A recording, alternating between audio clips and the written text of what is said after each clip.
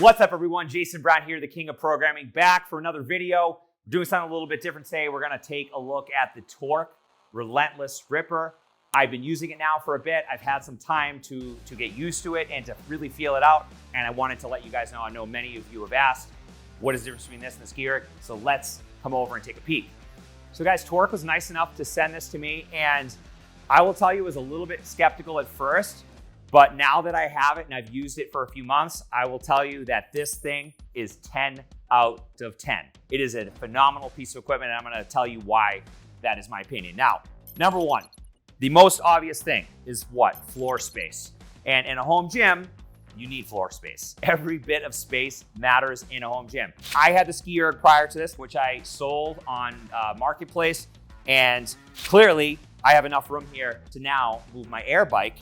When I'm not using the ski erg or the Relentless Ripper, excuse me, I can put my air bike in place here. So really, really great benefit. Anyone out there that has a home gym knows that every bit of space matters. And of course, having floor space is gonna be really important. Now, aside from the floor space, performance-wise, there is so much great things to this. Now, number one, and this is probably the thing that I like the most, it is really, really smooth.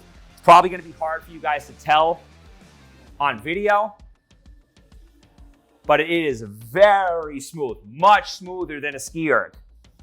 Whether you're doing something that is higher intensity work, higher intensity conditioning work, or you're just doing more steady state, it is very, very smooth. The screen itself has all the same things that you would have on the ski erg, but in addition, you also have your heart rate, which is nice. If you're wearing a heart rate monitor or a chest strap, you can connect your heart rate to that and get some readings, get some data points there. So that is number one. Number two, the damper settings.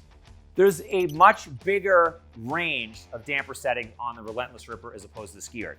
So the ski erg, when you crank that up to its highest setting, it's not nearly as hard. I don't even know if I could describe it accurately, but this setting 10, is very, very high resistance.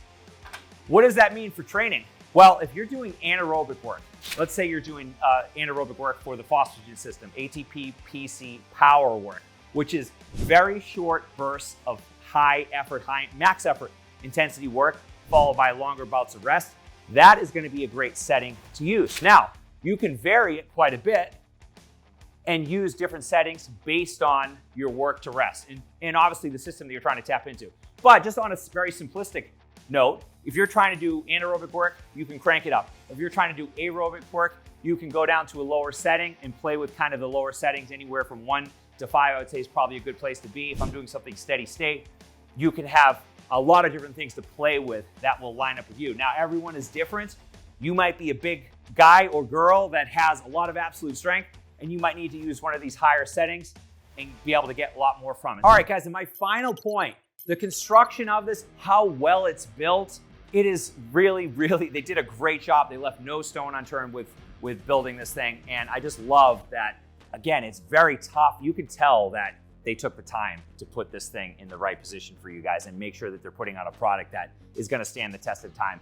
This, I will say, has exceeded my expectations. The Relentless Ripper, way better than the ski erg. And again, I am here to give you my unbiased opinion for the reasons I've stated, it being very smooth, having floor space, the construction of it, the damper settings for varied training. It really has it all. And again, if we're thinking about home training, there are so many things that are important that need to be considered. Anytime you add a piece of equipment to your gym, you have to consider how much room it takes up. And even when you're training, so not just how much room it takes up, but how does that impact your training sessions?